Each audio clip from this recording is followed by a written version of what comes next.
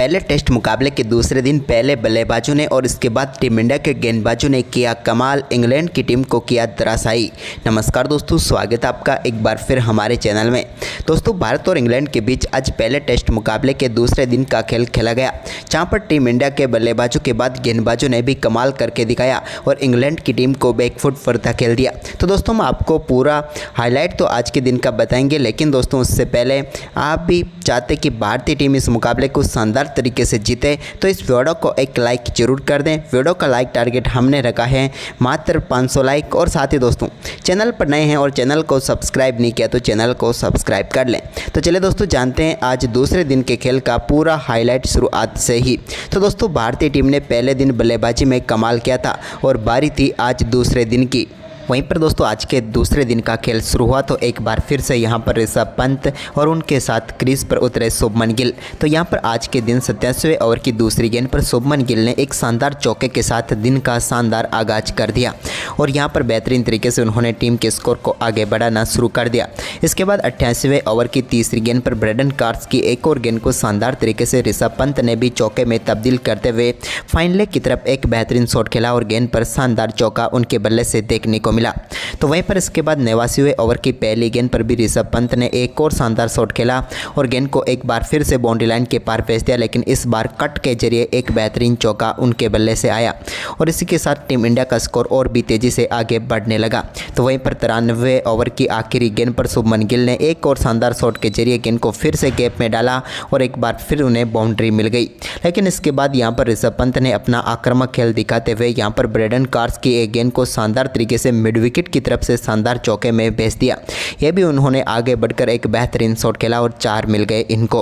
लेकिन इसके बाद यहां पर शोएब बशीर गेंदबाजी करने आए तो यहां पर 96वें ओवर की पहली गेंद पर ऋषभ पंत ने एक गिरते गिरते शानदार तरीके से गेंद को शॉट खेलकर चौका में तब्दील कर दिया। एक शॉट सिर्फ ऋषभ पंत ही खेल सकते हैं। इसके बाद 96वें ओवर की 5वीं गेंद पर भी उन्होंने एक और बड़ा शॉट खेला और इस बार गेंद को सीधे यहां पर 4 रनों के लिए बाउंड्री लाइन के पार भेज दिया। ये भी दमदार शॉट था यहाँ पर, लेकिन ऋषभ पंत ने बशीर की गेंद को शानदार तरीके से स्टैंड में पहुंचाया और 96वें ओवर की 5वीं गेंद पर एक और शानदार छक्का जड़ दिया। इसके बाद उनके बल्ले से निकले सिंगल हैंडली छक्के के साथ ही दमदार बल्लेबाजी करते हुए उन्होंने अपना शानदार शतक पूरा कर दिया। टेस्ट क्रिकेट का ये इनका 7वां शतक था और लाजवाब इनका सेलिब्रेशन भी यहाँ पर देखने को मिला, जहाँ पर अद्भुत सेलिब्रेशन करते हुए नजर आए ऋषभ पंत। तो वहीं पर इसके बाद दोस्तों, इस शानदार सेलिब्रेशन के बाद उनके बल्ले से एक और बड़ा शॉट देखने को मिला, जब 100वें ओवर की तीसरी गेंद पर उनके बल्ले से एक और शानदार छक्का देखने को मिला। इस बार गेंद को लॉन्ग ऑन के ऊपर से स्टैंड में पहुंचाते हुए एक और दमदार छक्का जड़ दिया और गिल के साथ 200 रनों की पार्टनरशिप पूरी कर डाली। लेकिन इसके बाद 102वें ओवर की 5वीं गेंद पर शुभमन गिल अपना कैच थमा बैठे जोश टांग को और अपना विकेट गंवा बैठे। वो 150 रन करने के बिल्कुल करीब थे, लेकिन आखिरकार दमदार पारी जरूर खेल पाए, लेकिन 227 गेंदों पर 147 रन बनाकर वो पेविलियन लौट गए। इसके बाद दोस्तों, यहाँ पर 103वें ओवर की 5वीं गेंद पर मिड ऑफ के ऊपर से एक और शानदार चौका ऋषभ पंत ने जड़ दिया। बेहतरीन शॉट था यह भी, जिसे देखकर स्टोक्स भी हैरान रह गए क्योंकि उनके सर के ऊपर से ये चौका जड़ दिया उन्होंने। लेकिन इसके बाद 104वें ओवर की पहली गेंद पर शोएब बशीर की एक और गेंद को स्लो स्वीप के जरिए सीधे स्टैंड में पहुँचाते हुए एक और दमदार छक्का ऋषभ पंत ने जड़ दिया। यहाँ पर गेंद को शानदार तरीके से उन्होंने स्टैंड में पहुँचाया। तो वहीं पर इसके बाद 105वें ओवर की पहली गेंद पर भी उन्होंने एक और शानदार चौका यहां पर बेन स्टोक्स को झड़ दिया।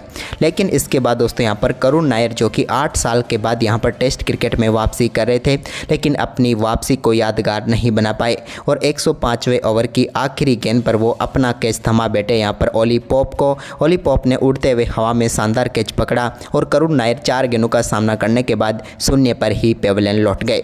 इसके बाद 108वें ओवर की दूसरी गेंद पर यहां पर ऋषभ पंत को भी जोश टांग ने पेविलियन भेज दिया, जहां पर उन्होंने शानदार गेंदबाजी करते हुए उनको पैड पर गेंद मारी और आखिरकार ऋषभ पंत का विकेट गिर ही गया। लेकिन आउट होने से पहले ऋषभ पंत ने जो पारी खेली वाकई में लाजवाब पारी और काबिले तारीफ पारी थी। उन्होंने 178 गेंदों पर 134 रनों की पारी खेली। लेकिन इसके बाद लंच के ठीक पहले 109वें ओवर की चौथी गेंद पर शार्दुल ठाकुर के रूप में एक और विकेट टीम इंडिया ने गंवा दिया। ठाकुर के बल्ले का बाहरी किनारा लेकर गेंद सीधे पहुंच गई जेमी स्मिथ के हाथ में और भारतीय टीम ने एक और और विकेट गंवा दिया। इसी के साथ यहां पर आज के दिन के पहले सेशन का खेल समाप्त हुआ, जहां पर टीम इंडिया ने 94 रन बनाए और 4 विकेट भी गंवा दिए। वहीं पर इसके बाद दोस्तों शुरू हुआ आज के दिन का दूसरा सेशन। तो यहाँ पर जसप्रीत बुमराह रविंद्र जडेजा के साथ उतरे तो एक बाइक का चौका यहाँ पर जसप्रीत बुमराह को जरूर मिला, लेकिन इसके बाद जसप्रीत बुमराह के रूप में ही टीम इंडिया ने अपना 8वां विकेट भी गंवा दिया। जसप्रीत बुमराह को टांग ने यहाँ पर पेविलियन भेजा, जहाँ पर हैरी ब्रूक ने उनका स्लिप में शानदार कैच पकड़ा और समाप्त हुई जसप्रीत बुमराह की पारी। वैसे उम्मीद तो थी इनसे कि ये रविंद्र जडेजा का साथ देंगे, लेकिन आखिरकार 5 ही गेंदों का सामना कर पाए, खाता नहीं खोल पाए और शून्य पर ही पेविलियन लौट गए। वहीं पर इसके बाद दोस्तों यहाँ पर रविंद्र जडेजा ने शानदार बल्लेबाजी करते हुए 111वें ओवर की आखिरी गेंद पर एक शानदार शॉट खेला और गेंद को चौके में तब्दील कर दिया। तो वहीं पर इसके बाद 112वें ओवर की दूसरी गेंद पर भी एक और शानदार शॉट उनके बल्ले से देखने को मिला, जहाँ पर मिडॉन के ऊपर से गेंद को उन्होंने बेहतरीन शॉट खेलते हुए चौके में तब्दील कर दिया। यानी कि एक और शानदार चौका उनके बल्ले से जरूर देखने को मिला। लेकिन इसके बाद जोश टांग जब 113वां ओवर लेकर आए तो यहाँ पर पहली गेंद पर रविंद्र जडेजा को उन्होंने पेविलियन भेज दिया बोल्ड करके और बड़ी सफलता दिला दी। रविंद्र जडेजा इस मुकाबले में और भी टीम इंडिया के लिए योगदान दे सकते थे, लेकिन आखिरकार वो भी आउट होकर पेविलियन लौट गए, जहाँ पर उन्होंने 15 गेंदों पर 11 रन बनाए।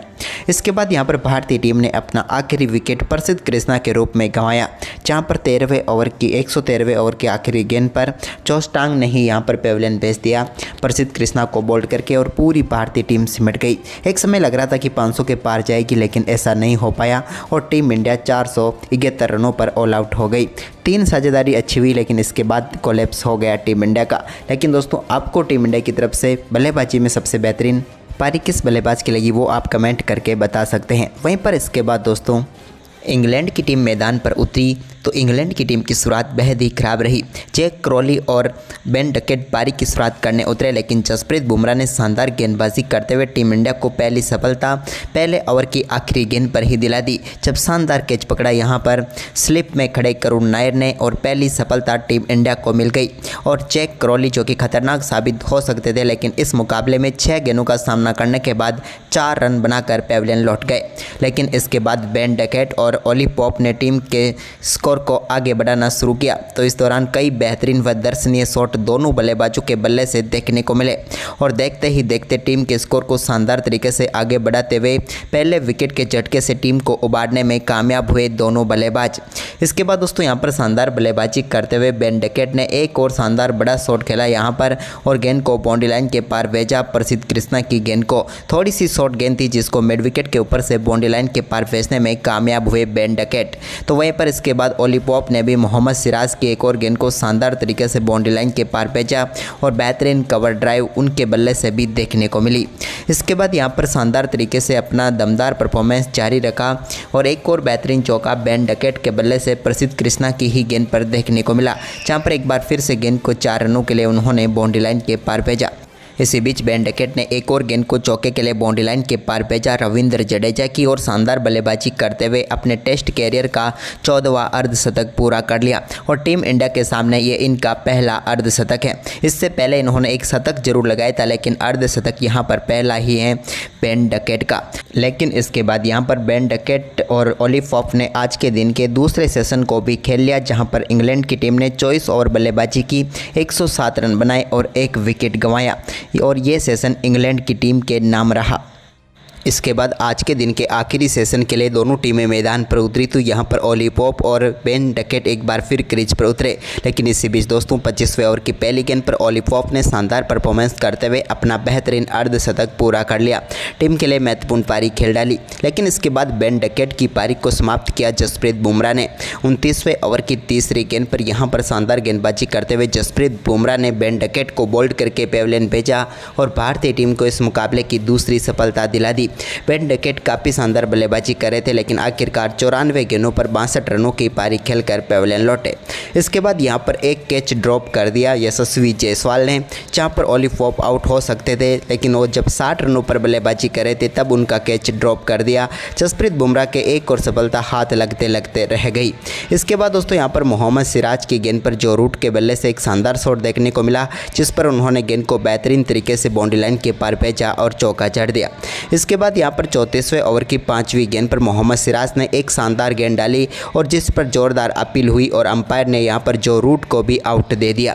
लेकिन दोस्तों यहाँ पर जो रूट ने रिव्यू लिया और रिव्यू में साफ तौर पर देखा गया कि यहाँ पर गेंद सीधे विकेट को मिस कर रही थी, यानी कि रिव्यू के बाद बच गए पूरी तरीके से जो रूट, नहीं तो एक विकेट और जा सकता था।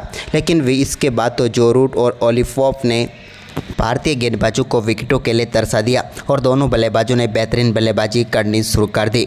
वहीं पर इसके बाद दोस्तों यहाँ पर शानदार बल्लेबाजी करते हुए प्रसिद्ध कृष्णा की गेंद पर एक बड़ा शॉट खेला यहाँ पर और गेंद को स्टैंड में पहुँचाया 6 रनों के लिए ओलिपॉफ ने। यहाँ पर बड़ा शॉट उनके बल्ले से देखने को मिला। इसके बाद दोस्तों उन्होंने एक और शानदार शॉट खेलते हुए यहाँ पर गेंद को बेहतरीन तरीके से सिंगल के लिए खेल दिया, कैप में डाल दिया और शानदार बल्लेबाजी करते हुए अपना शानदार शतक पूरा कर लिया।